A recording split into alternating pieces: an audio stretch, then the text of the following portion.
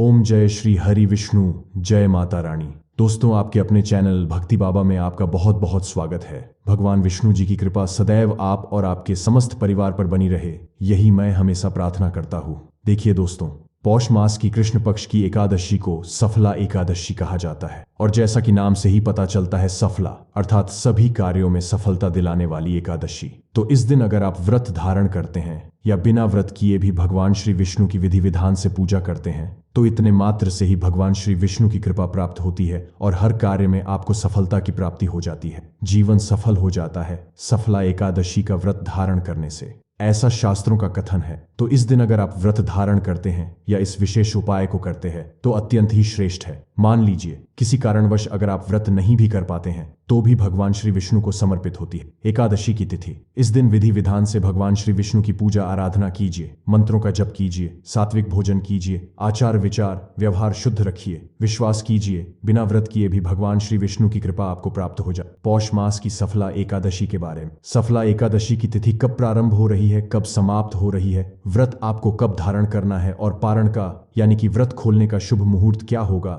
आज के दिन आपको किस प्रकार से भगवान श्री विष्णु की पूजा आराधना करनी चाहिए, किन मंत्रों का जप करना चाहिए और कौन सा उपाय करें जिससे कि व्रत करते हैं तो व्रत का संपूर्ण फल हमें प्राप्त हो और बिना व्रत किए भी अगर आप पूजा आराधना कर रहे हैं तो आपकी मनोकामना पूर्ण हो, आपको आपकी पूजा का संपूर्ण शुभ फल प्राप्त हो। इसके लिए आज विशेष क्या करना चाहिए, संपूर्ण जानकारी आपको आज की वीडियो में मैं शेयर करनी हूं। तो वीडियो बहुत महत्वपूर्ण है, पूरा जरूर देख लीजिए। अच्छी लगे वीडियो को लाइक भी जरूर कीजिए क्योंकि आपके लाइक, आपके कमेंट्स मेरे लिए बहुत महत्वपूर्ण होते हैं। यही एकमात्र जरिया है जिनसे मुझे पता चलता है कि आपको यह वीडियो अच्छी लगती है और आपके लिए यह वीडियो उपयोगी है। तो अगर वीडियो अच्छी लगे तो लाइक तो जरूर ही किया कीजिए। तो सबसे पहले जानते हैं कि सफला एकादशी की तिथि कब प्रारंभ हो रही है, कब समाप्त हो रही है और व्रत आपको कब धारण करना। देखिए, पंचांग के अनुसार पौष मास के कृष्ण पक्ष की एकादशी तिथि का प्रारंभ हो रहा है 7 जनवरी 2024 को और एकादशी तिथि का समापन हो रहा है 8 जनवरी को।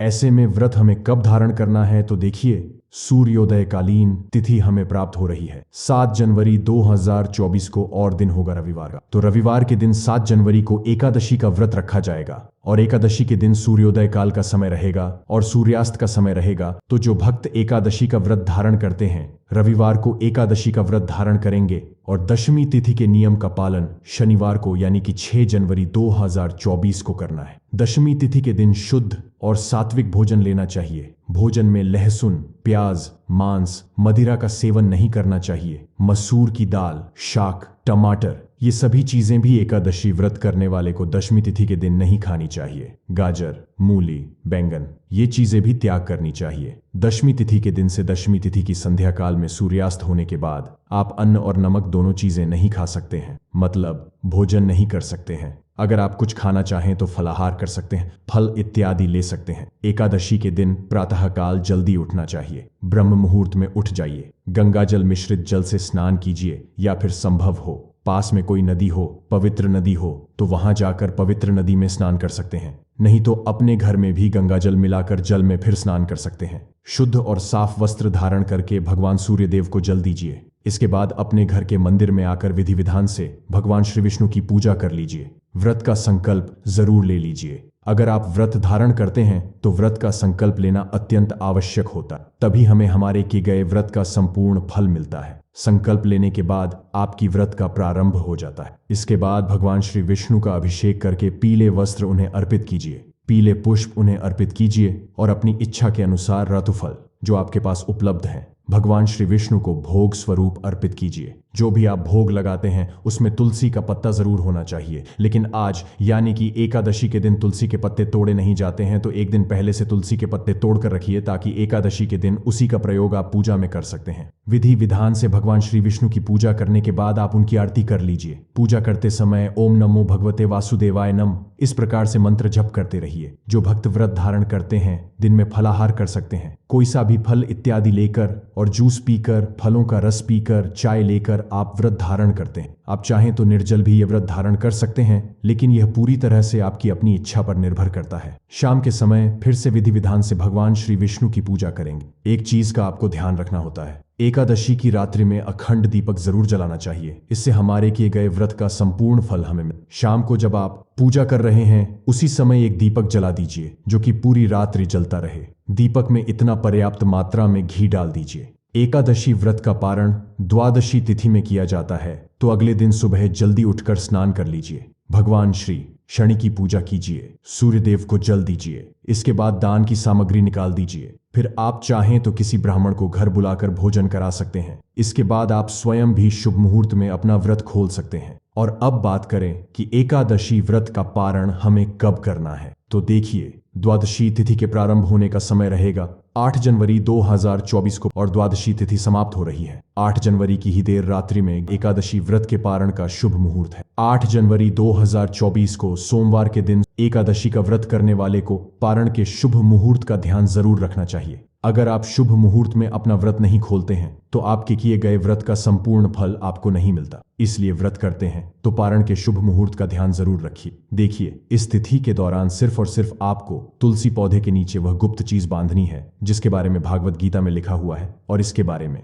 आज के इस वीडियो में हम आपको एक एक करके बताने जा रहे हैं। और दोस्तों, सिर्फ तुलसी पूजन करने से और तुलसी पौधे के नीचे गमले में वह गुप्त चीज बांधने से जिसके बारे में भागवत गीता में लिखा हुआ है, आपको साक्षात भगवान विष्णु जी और माता लक्ष्मी जी का तुरंत ही आशीर्वाद वरदान प्राप्त होगा। आपको मोक्ष की प्राप्ति, आपके जीवन का हर कष्ट जड़ से नष्ट हो जाए और आपके जीवन में एक चमत्कारी और सकारात्मक बदलाव आएगा। आप बार बार ये सोच रहे होंगे कि आखिर तुलसी पौधे के नीचे वह कौन सी गुप्त चीज जिससे भगवान माता लक्ष्मी जी का आपको मिल सके। तो आपकी जानकारी के लिए बता दें दोस्तों, तुलसी पौधे के प्रत्येक पत्ते पर भगवान विष्णु जी का वास हो। जिस घर में भी तुलसी पौधे का अच्छे से ख्याल रखा जाता है उस घर में सदैव माता लक्ष्मी जी और भगवान विष्णु जी की कृपा बनी रहती है। इसीलिए दोस्तों, एकादशी तिथि के दिन तुलसी पूजन का अपने आप में एक विशेष और खास महत्व बताया गया है। अगर आप साल की सबसे बड़ी एकादशी तिथि के दिन व्रत नहीं रख सकते हैं और सिर्फ विधि विधान से तुलसी पूजन करने के बाद तंत्र शास्त्र के अनुसार तुलसी पौधे के नीचे वह गुप्त चीज बांध देते हैं जिसके बारे में आज के इस वीडियो में हम आपको बताने जा रहे हैं,